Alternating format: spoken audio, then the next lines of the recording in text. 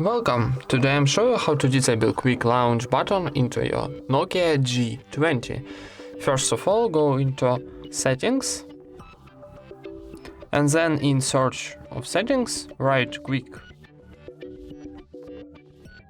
And from the list need to choose this option, jump to camera. So click it and click here to turn off, sorry.